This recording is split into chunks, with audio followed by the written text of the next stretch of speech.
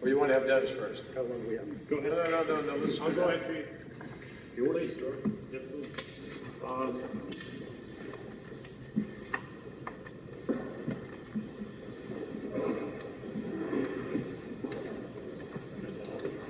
Lou, thank you very much. It's my privilege to present this year's Presidential Award for extraordinary efforts to combat trafficking in persons. And I want to invite, I think they're already up. I don't need to invite you. You guys are moving. Anyway, Kay Buck and Butch Schuman and Matul and Evelyn Chumbow.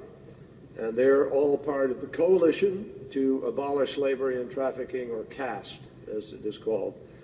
So let me just take you back to the 1990s for a moment, to a factory in El Monte, California. This just wasn't any old factory in America. It was a fortified sweatshop fenced off with razor wire. And the windows were boarded up with cardboard. No one was looking in, and believe me, no one inside was able to look out. When law enforcement raided this facility, here's what they found. More than 70 Thai immigrants held hostage and forced to work under deplorable conditions. One man had been there for 4 years, and he didn't even get to talk to his family, not once in those 4 years. Extraordinary. So CAST didn't just help these men and women to survive and break out of that bondage. They helped them to thrive. They've brought them the same commitment to that groundbreaking work on a broad basis, the same commitment they brought to this one act, to everything they've done. Together with the National Survivor Network, CAST has pioneered new ways to empower survivors through advocacy, through survivor-led advocacy, peer-to-peer mentorship, and new training and job development programs. And as CAST understands better than just about anybody, our outrage at modern-day slavery has to be coupled with outreach. And no one reaches out to survivors with greater passion and greater personal commitment than CAST does. The fight against human trafficking is, needless to say, a formidable moral responsibility, as I said earlier. But we, each of us, particularly the people in this room, through our agencies and through the President, have the ability to be able to change things for the better. I feel that when I look at and learn about organizations like CAST and the survivors who are here with us today, it reminds us not just of the work that we have to do, but that a single person, a group of people on their own, struck by injustice, ready to break down the barriers, can go out and make the world of difference. So the journey from captivity to the White House really is an inspiration, and we thank you so much for being here with us today to receive this award. Lou, if you would read the citation, it would be my honor to present it. Thank you, Mr. Secretary. For its extraordinary efforts to provide comprehensive services to survivors of modern slavery, bold leadership on behalf of and in partnership with survivors to advocate for robust anti-trafficking policies and law, and its unwavering mission to empower survivors by building a community network and helping leaders thrive, the Coalition to Abolish Slavery and Trafficking.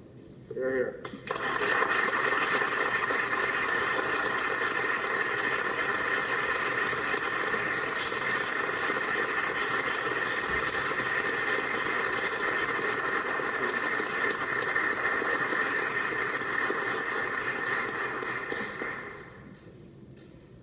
Now you have to split that.